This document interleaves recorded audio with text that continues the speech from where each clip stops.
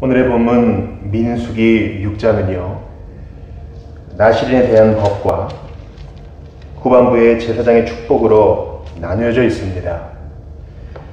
나실인은 자신을 구별하여 하나님께 드린 사람이지요. 그래서 그 표로 어떠한 행동이 요구되는데 그것은 바로 3절에 나와 있는 대로 포도주와 독주를 멀리하는 것입니다. 포도에 대한 것을 금하는 것이죠. 그렇게 해서 자신이 구별된 사람임을 표로서 드러내 보이는 것이고, 또 자신이 하나님 앞에 구별된 사람임을 스스로도 이제 생각하는 표가 될 것입니다. 또 하나의 표는 구별되는 날 동안에 머리를 건드리지 않는 것입니다. 머리카락을 건드리지 않는 것이고, 또 시체를 가까이 하지 않는 것입니다. 이러한 그 외적인 요구 조건들이 신약 시대를 사는 우리에게는 그대로 적용되지는 않습니다. 단지 우리는 주께서 우리에게 주신 모든 것이 다 선함에 말씀과 기도로 거룩하여진다는 말씀을 받아 그리스도 안에서 매일 자신을 들이대 하나님 앞에 자유롭게 헌신하며 하나님 앞에 어떤 노예로서가 아니라 주님을 사랑하는 자녀로서 그렇게 헌신해 나가야 할 것입니다. 물론 이러한 외적 규례가 우리에게는 필요합니다.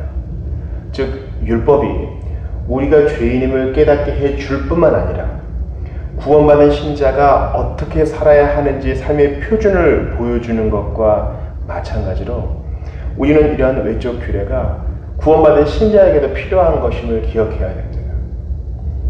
외적 규례, 율법은 우리를 구원으로 이끌지는 못합니다. 그러나 구원받은 신자가 어떻게 살아야 하는지 알려주는 것이죠. 십계명이 바로 그러한 대표적인 예입니다. 나실의 예를 보면서 우리는 모든 그리스도의 피로 구원받은 신자가 영적 나실인임을 기억하고 명심해야 되겠습니다.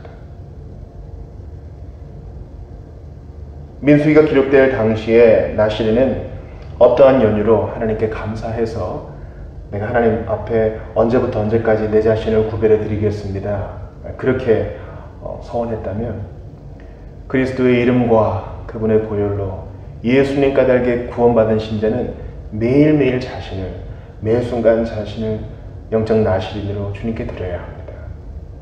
아무리 귀한 것을 드려도 다함이 없는 그분의 은혜 까닭에 우리는 매일 아침마다 이렇게 주님 앞에 자신을 드리는 일들을 반복하여 갱신하는 것입니다.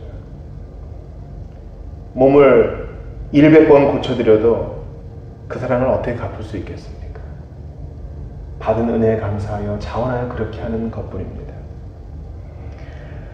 그런데 제가 오늘 좀 주목해보고 싶은 구절은 14절이에요. 그는 여호와께 헌물을 드리되 번제물로 1년 된 흠없는 순양 한 마리와 속죄제물로 1년 된 흠없는 어린 암양 한 마리와 화목제물로 흠없는 순양 한 마리와, 그러면서 나실인으로서 몸을 구별한 날이 끝나면 이러한 예물을 드리라고 이제 본문은 요구합니다. 근데 거기에 속죄제물이 있어요. 속죄제물이요. 속죄제물로 1년 된 흠없는 어린 암양 한 마리를 드리고 이제 서원한 기간을 마치라는 거예요. 근데 그 앞에 보면은 혹시라도 부정하게 됐을 경우에는 머리를 다 밀고 하나님 앞에 1년 된 순양을 가져다가 정결케 하라, 뭐 그렇게 얘기하거든요. 또는 8절부터 이후에 보니까 누군가가 곁에서 죽어서 자신을 더럽게 하면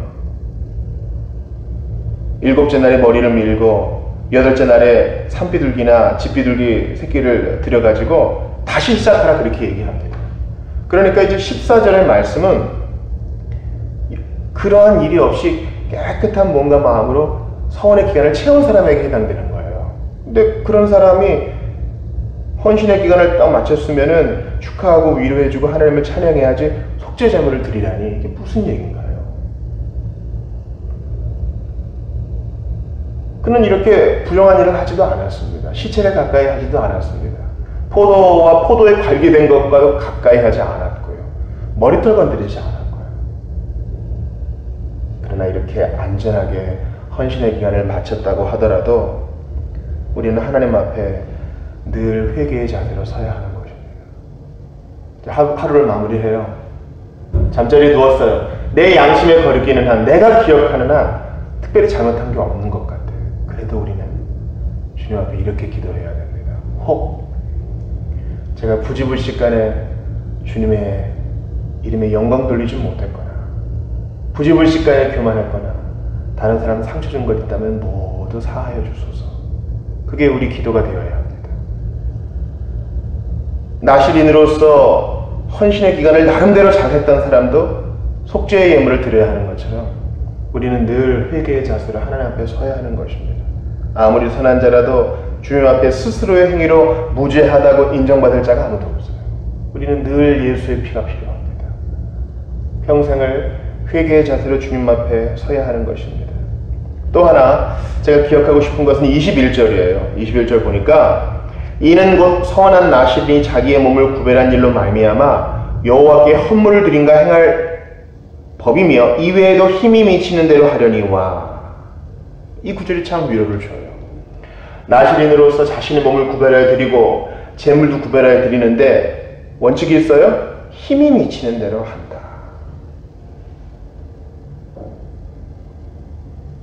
10절에도 보니까 산비둘기 2마리 혹은 집비둘기 새끼 2마리, 힘이 미치는 대로 하는 것이에요. 가난한 자라고 몸을 못 드리는 것도 아니고 너무 부자여서 마음껏 2배, 3배 드리는 것도 아니라 누구라도 힘이 미치는 대로 주님을 섬길 수 있습니다. 이것은 출애굽기 36장에도 나온 바 있고 신약의 헌물의 자세와도 일맥상통합니다. 즉 인색함으로나 억지로가 아니라 자원함으로, 기쁘게 순종하는 마음으로. 하나님은 외모가 아닌 중심을 보시니 상한 마음과 함께 작은 두렙돈이라도 주님 사랑하여 드리면 주님 다 받으십니다. 나신인으로 서원하는 것, 그 당시에도 대단한 일처럼 보이지만 힘이 미치는 대로 하라 그랬어요. 그러니까 억지로 나신인 하지 말아라 이것입니다. 드릴 것도 없는데 억지로 돈을 빌리거나 대출을 받아서 그렇게 하지 말아라 이것입니다. 힘이 미치는 대로. 이것은 우리의 드림의 원리도 마찬가지입니다.